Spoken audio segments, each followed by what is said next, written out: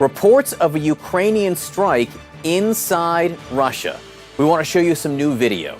It shows a fire at a fuel depot near the Ukrainian border in Belgorod. Belgorod is just over the border in Russia.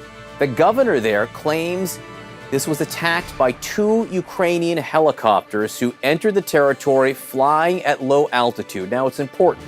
CNN cannot confirm this claim.